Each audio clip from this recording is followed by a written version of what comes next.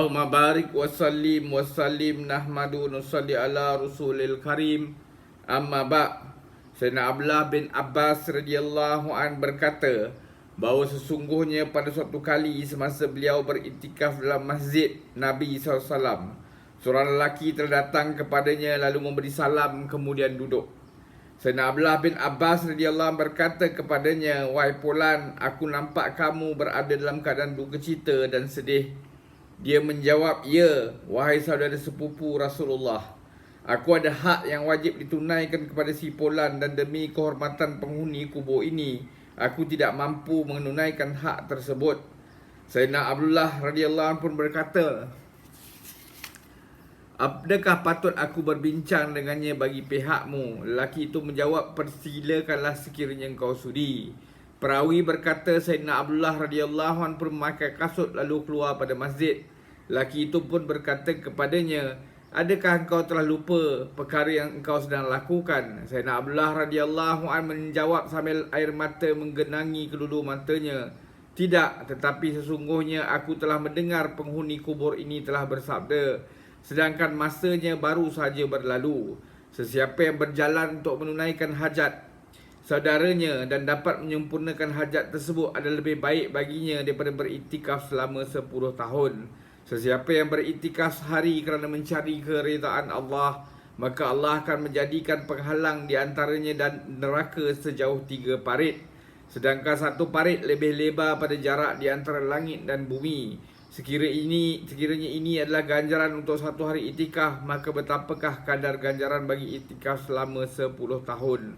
Hadis riwayat Tabarani, Baihaqi dan Hakim. Daripada hadis ini 2 perkara dapat diketahui. Pertama, pahala sehari beriktikaf ialah Allah akan menjauhkan seseorang itu dari neraka sejauh 3 parit. Sedangkan setiap parit begitu besar seluas alam ini. Sebanyak mana bilangan hari iktikaf bertambah itu ganjarannya juga bertambah. Allama Syarani rahmatullahi alaih telah menuliskan dalam kitabnya satu hadis Nabi SAW yang bermaksud, sesiapa yang beriktikaf 10 hari dalam bulan Ramadan akan mendapat pahala 2 haji dan 2 umrah. Sesiapa yang beriktikaf di dalam masjid daripada maghrib hingga ke isyak tanpa bercakap dengan siapa pun selain baca Al-Quran dan bersolat, maka Allah SWT akan membina sebuah mahligai untuknya di dalam syurga.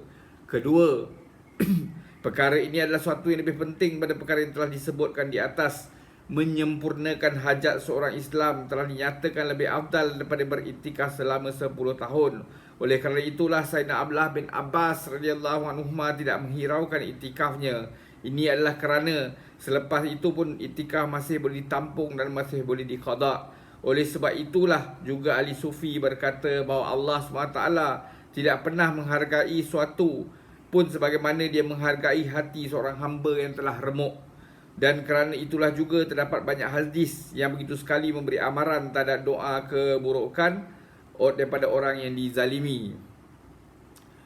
Apabila Rasulullah SAW melantik dan menghantar mana-mana gamno di samping beri nasihat-nasihat yang lain, baginda SAW juga bersabda, "Takutilah doa pada orang yang dizalimi."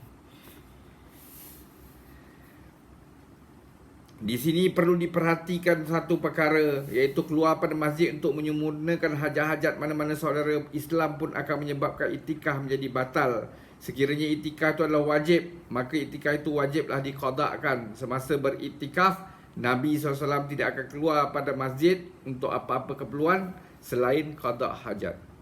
Semoga Allah Ta'ala bagi dia taufik untuk kita ambil iktibar, amalkan dan sampaikan. Subhanallah bihamdi. Subhanakallahumma bihamdika asyhadu an la ilaha illa anta astaghfiruka wa atubu ilaik.